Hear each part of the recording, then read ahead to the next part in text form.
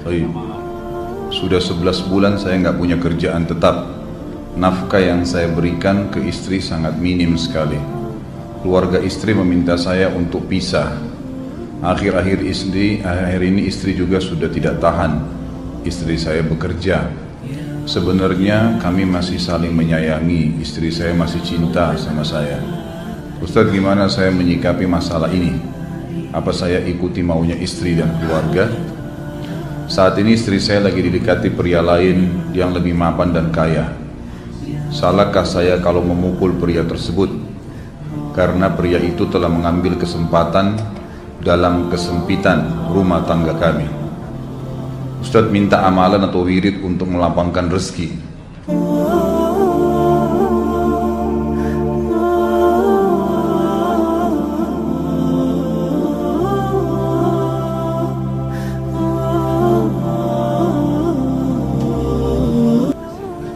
Ini ada hubungannya sama tema nggak ini? Hah? Jawab atau enggak? Kasihan. Ya udahlah, kena malam terakhir ya.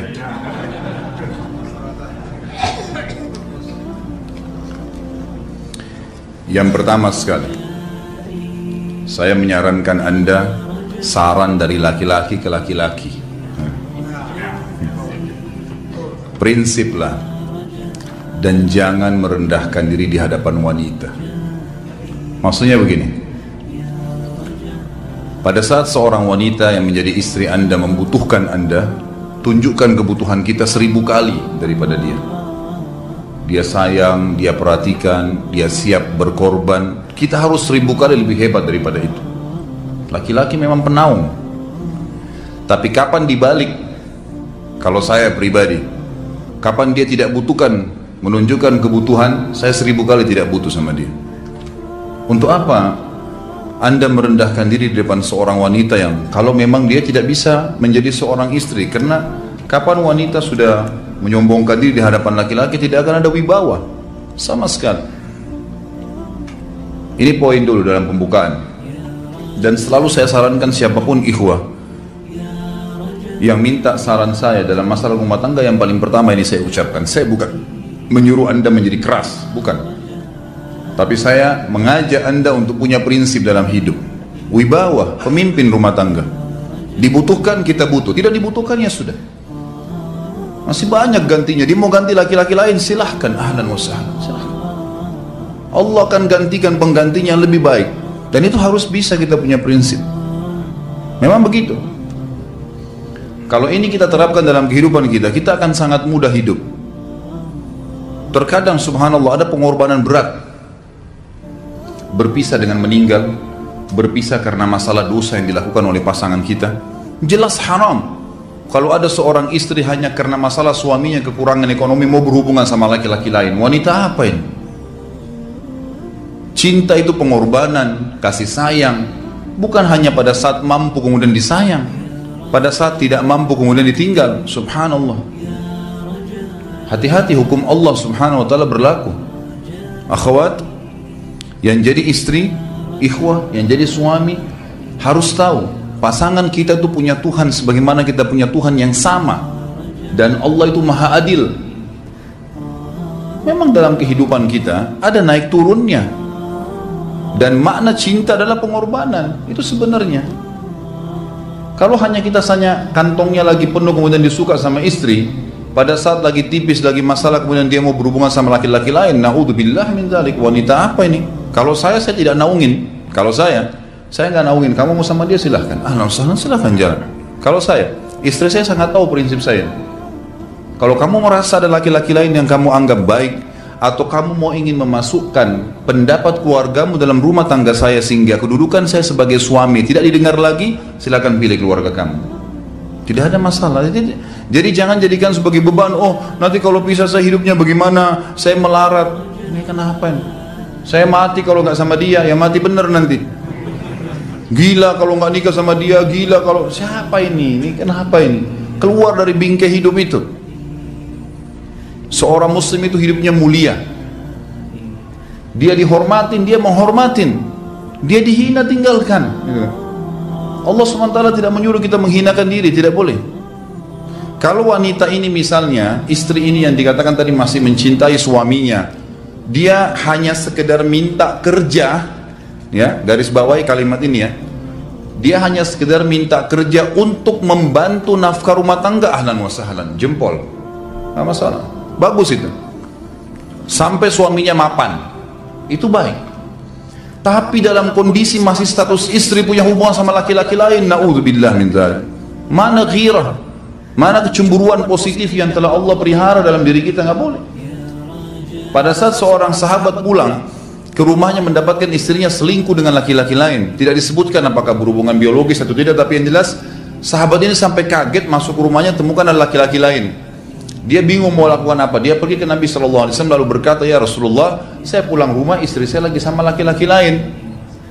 Maksudnya dia pandu saya harus buat apa nih? Apa yang terjadi? Subhanallah, Sa'ad radhiyallahu anhu, sahabat Nabi mulia, menghenuskan pedang mengatakan, ya Rasulullah, kalau terjadi pada rumah tangga saya akan penggal dua-duanya. Dua-duanya saya penggal nih. Tapi di sini ulama bilang, saat ingin menghukum kalau terjadi pada keluarganya dengan penggal ini, bukan maksudnya dia menghukum secara individu, maksudnya saya ingin terapkan hukumnya Allah, dirajam, dibunuh karena mereka sudah menikah dan berzina. Hukum Allah terapkan, kemuliaan agama harus ada. Harus begitu. Seorang istri yang mau tinggal di bawah naungan kita sementara kita sudah berkorban di bawah terik matahari, sudah bekerja, sudah memilih dia dari sekian banyak wanita, kemudian dia mau berkorban, hormatin dia, junjung dia, lindungin dia, rangkul dia, gitu kan, bela dia, memang harus begitu. Tapi kalau masih dalam naungan, kemudian sedikit himpit masalah ekonomi lalu berhubungan sama laki-laki lain, naudzubillah, jangan dipertahankan, berbahaya sekali, gitu kan. Jangan Anda menjadi laki-laki lemah gitu. Saya kemarin ditelepon oleh dua orang sekaligus, subhanallah. Sahabat dekat telepon kepada saya, laki-laki. Ustaz, maaf mau ngomong sebentar. Baik, silahkan.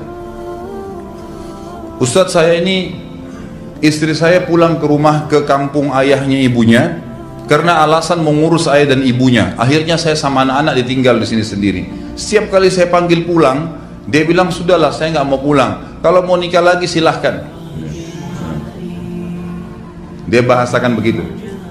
Bagaimana sarannya Ustaz? Saya bilang nikah lagi.